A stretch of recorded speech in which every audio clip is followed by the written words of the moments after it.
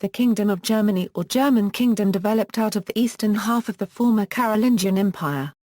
Like medieval England and France, it began as a conglomerate, an assemblage of a number of once separate and independent gentes, peoples and regna, kingdoms.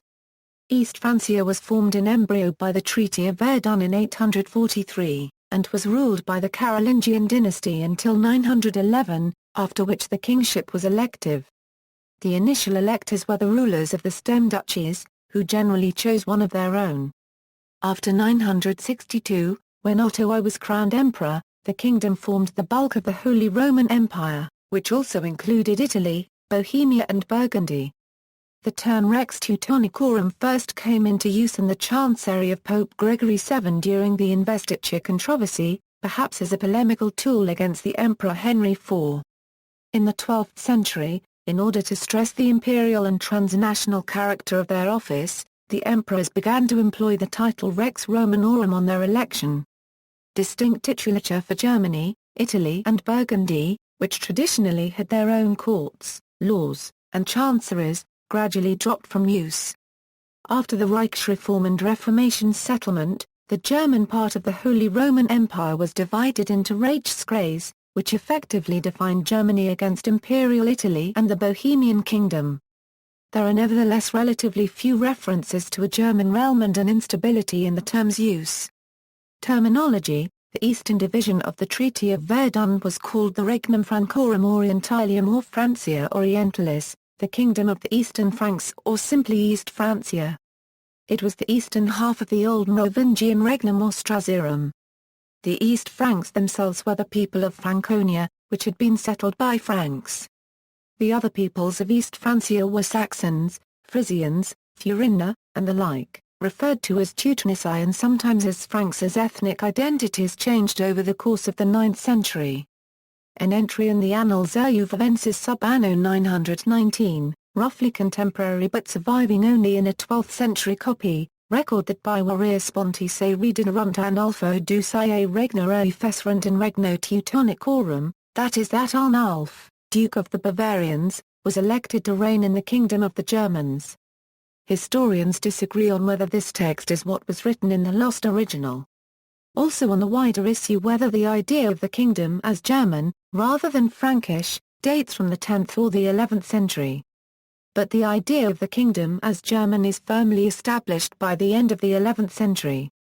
Beginning in the late 11th century, during the Investiture Controversy, the papal curia began to use the term Regnum Teutonicum to refer to the realm of Henry IV in an effort to reduce him to the level of the other kings of Europe, while he himself began to use the title Rex Romanorum or King of the Romans to emphasize his divine right to the Imperium Romanum. This title was employed most frequently by the German kings themselves, though they did deign to employ Teutonic titles when it proved diplomatic, such as Frederick Barbarossa's letter to the Pope referring to his receiving the Coronam Teutonici Regni. Foreign kings and ecclesiastics continued to refer to the Regnum Alemannilau and Regieni or Royaume d'Allemagne. The terms Imperium Imperator or Empire Emperor was often employed for German kingdom and its rulers, which indicates a recognition of their imperial stature but combined with Teutonic and Alemannic references a denial of their Romanities and universal rule. The term Regnum Germaniae begins to appear even in German sources in the beginning of the 14th century. Therefore, throughout the Middle Ages, the convention was that the King of Germany was also Emperor of the Romans. His title was royal from his election to his coronation in Rome by the Pope. Thereafter, he was Emperor. After the death of Frederick II in 1250, the trend toward a more clearly conceived German kingdom found no real consolidation. The title of King of the Romans became less and less reserved for the emperor-elect but uncrowned in Rome. The emperor-elect was either known as German king or simply styled himself imperator. The reign was dated to begin either from the day of election or the day of the coronation. The election day became the starting date permanently with Sigismund. Ultimately, Maximilian I changed the style of the emperor in 1508, with papal approval. After his German coronation, his style was Dei Gratia Romanorum Imperator Electus Semper Augustus. That is, he was emperor-elect, a term that did not imply that he was emperor in waiting or not yet fully emperor, but only that he was emperor by virtue of the election rather than papal coronation. At the same time, the custom of having the heir apparent elected as king of the Romans in the emperor's lifetime resumed. For this reason, the title King of the Romans came to mean heir apparent, the successor elected while the emperor was still alive. The Archbishop of Mainz was ex officio Arch-Chancellor of Germany, as his colleagues the Archbishop of Cologne and Archbishop of Trier were, respectively, Arch-Chancellors of Italy and Burgundy. These titles continued in use until the end of the empire, but only the German chancery actually existed. Development, Carolingian Age, 843–911. The tripartite division of the Carolingian Empire effected by the Treaty of Verdun was challenged very early on with the death of the Emperor Lothair I in 855. He had divided his kingdom of Middle Francia between his three sons and immediately the northernmost of the three divisions, Lotharingia, was disputed between the kings of East and West Francia. The war over Lotharingia lasted until 925. Lothair II of Lotharingia died in 869 and the Treaty of Mersin divided his kingdom between East and West Francia, but the West Frankish sovereigns relinquished their rightful portion to East Francia by the Treaty of Ribemont in 880. Ribemont determined the border between France and Germany until the 14th century. The Lotharingian nobility tried to preserve their independence of East of West Frankish rule by switching allegiance at will with the death of King Louis the Child in 911, but in 925 Lotharingia was finally ceded to East Francia by Rudolf of West Francia and it thereafter formed the Duchy of Lorraine within the East Frankish Kingdom. East Francia was itself divided into three parts at the death of Louis the German. Traditionally referred to as Saxony, Bavaria, and Swabia, these kingdoms were ruled by the three sons of Louis in cooperation and were reunited by Charles the Fat in 882. Regional differences existed between the peoples of the different regions of the kingdom and each region could be readily described by contemporaries as a regnum, though each was certainly not a kingdom of its own. The common Germanic language and the tradition of common rule dating to 843 preserved political ties between the different regna and prevented the kingdom from coming apart after the death of Charles the Fat. The work of Louis the German to maintain his kingdom and give it a strong royal government also went a long way to creating an East Frankish state. Stem duchies. Within East Francia were large duchies, sometimes called kingdoms after their former status, which had a certain level of internal solidarity. Early among these were Saxony and Bavaria, which had been conquered by Charlemagne. In German historiography they are called the Jar I Quartengerstämmerschaft I Mehr, or more recent tribal duchies, although the term stem duchies is common in English. The duchies are often called younger in order to distinguish them from the older duchies which were vassal states of the Merovingian monarchs. Historian Hedwig Wolfram denied any real distinction between older and younger stem duchies, or between the stem duchies of Germany and similar territorial principalities in other parts of the Carolingian Empire. I am attempting to refute the whole hollow doctrine of the difference between the beginnings of the West Frankish, French, Principauter Copyrightes Territoriales, and the East Frankish, German, stem duchies. Certainly, their names had already appeared during the migrations.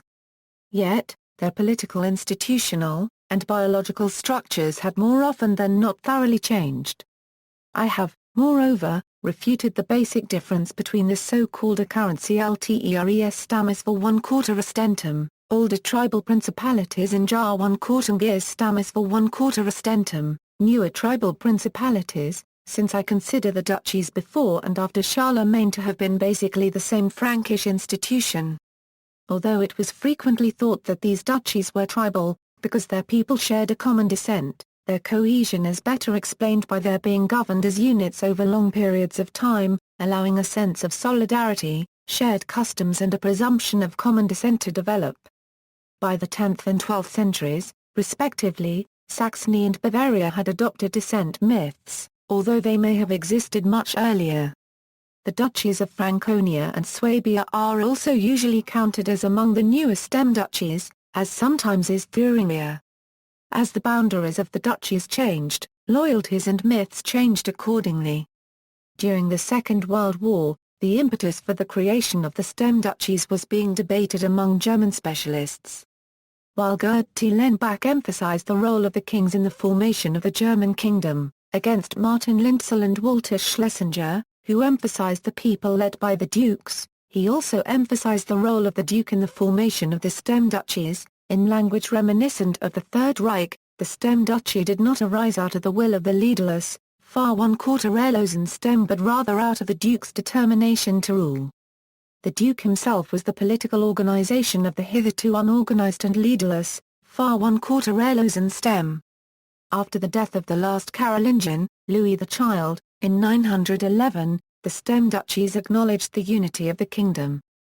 The dukes gathered and elected Conrad I to be their king. According to Thielen-Bach's thesis, the dukes created the duchies during Conrad's reign. No duke attempted to set up an independent kingdom. Even after the death of Conrad in 918, when the election of Henry the Fowler was disputed, his rival, Arnulf, Duke of Bavaria, did not establish a separate kingdom but claimed the whole, before being forced by Henry to submit to royal authority. Henry may even have promulgated a law stipulating that the kingdom would thereafter be united. Arnulf continued to rule it like a king even after his submission, but after his death in 937 it was quickly brought under royal control by Henry's son Otto the Great. The Ottonians worked to preserve the duchies as offices of the crown, but by the reign of Henry IV the dukes had made them functionally hereditary. Saxons and Salians, 911 Euro 1125, any firm distinction between the kingdoms of Eastern Francia and Germany is to some extent the product of later retrospection. It is impossible to base this distinction on primary sources, as Eastern Francia remains in use long after Kingdom of Germany comes into use. The 12th century imperial historian Otto von Freising reported that the election of Henry the Fowler was regarded as marking the beginning of the kingdom, though Otto himself disagreed with this. Thus, from this point some reckon a kingdom of the Germans is supplanting that of the Franks. Hence, they say that Pope Leo and the decrees of the popes, called Henry's son Otto the first king of the Germans. For that Henry of whom we are speaking refused, it is said, the honor offered by the Supreme Pontiff. But it seems to me that the kingdom of the Germans which today, as we see, has possession of Rome is a part of the kingdom of the Franks. For, as is perfectly clear in what precedes, at the time of Charles the boundaries of the kingdom of the Franks included the whole of Gaul and all Germany, from the Rhine to Illyricum. When the realm was divided between his sons, one part was called Eastern, the other Western, yet both together were called the kingdom of the Franks. So then in the eastern part, which is called the kingdom of the Germans, Henry was the first of the race of Saxons to succeed to the throne when the line of Charles failed. Western Franks discussed. Henry's son Otto, because he restored to the German East Franks the empire which had been usurped by the Lombards, is called the first king of the Germans not, perhaps, because he was the first king to reign among the Germans. It is here and elsewhere that Otto distinguishes the first German king and the first German king to hold imperial power. In 1028, after his coronation as emperor in 1027, Conrad II had his son, Henry III, elected king of Germany by the prince-electors. When, in 1035, Conrad attempted to depose Adalbero, Duke of Carinthia, Henry, acting on the advice of his tutor, Agilbert, Bishop of Freising, refused to allow it, as Adalbero was a vassal of the King of Germany, not the emperor. The German magnates, having legally elected Henry, would not recognize the deposition unless their king did also. After many angry protests, Conrad finally knelt before his son and pleaded for his desired consent, which was finally given. See also, List of German monarchs, notes. References, in English, Arnold, Benjamin. Medieval Germany, 500 to 1300, A Political Interpretation, Averkorn, Raphael. The Process of Nation Building in Medieval Germany. A Brief Overview. Bernhardt, John W. Itinerant Kingship and Royal Monasteries in Early Medieval Germany, c. 936 Euro 1075. Cambridge, Cambridge University Press, 1993, Fuhrmann, Horst, and Timothy Reuter. Germany in the High Middle Ages, c. 1050 to 1200, Fuhrmann, Horst. Qui Teutonicos constituit judices nationum? The Trouble with Henry. Speculum, Volume 69, No. 2, pages 344–358, Gillingham, John. The Kingdom of Germany in the High Middle Ages. Historical Association Pamphlets, General Series, No. 77. London, Historical Association, 1971, Gillingham, John. Elective Kingship and the Unity of Medieval Germany. German History, 9-2, ppA 124–135. Haverkamp, Alfred, Helga Braun, and Richard Mortimer. Medieval Germany 1056–1273, Jeep, John M. Medieval Germany, an Encyclopedia, 928 pp. 650 articles by 200 scholars cover AD 500–1500, MacLean, Simon. Kingship and Politics in the Late 9th Century, Charles the Fat and the End of the Carolingian Empire. Cambridge University Press, 2003, Miro, Charles Christopher, The Two Cities, A Universal Chronicle to the Year 1146 AD, by Otto, Bishop of Freising, New York, Columbia University Press, 2002, Mitchell, Otis C. Two German Crowns, Monarchy and Empire in Medieval Germany. Lima, Ohio, Wyndham Hall Press. Reuter, Timothy. Germany in the Early Middle Ages, c. 800 Euro 1056. Longman, 1991. Reynolds, Susan, Kingdoms and Communities in Western Europe, 900 Euro 1300, 2nd ed., Robinson, I.S. Pope Gregory VII, The Princes and the Pactum 1077 Euro 1080. The English Historical Review, Volume 94, No. 373, pages 721 Euro 756, Thompson, James Westfall. Feudal Germany 2 vol. New York, Frederick Ungar Publishing, Colorado, 1928, Whaley, Joachim. Germany and the Holy Roman Empire, Volume 1. Oxford University Press, 2012. In German, Buhmann, H., Die Begetung des Kaisertums vor 1/4 Dienstung der Deutschen Nation im Spiegel der Bezeichnungen von Reich und Herrscher, in Nations, 1, pages 317 Euro 366, Reindl, R., Herzog Arnulf von das Regnum Bavariae. In Zeitschrift für 1/4 Bayerische Landesgeschichte, 17, pages 187 Euro 252.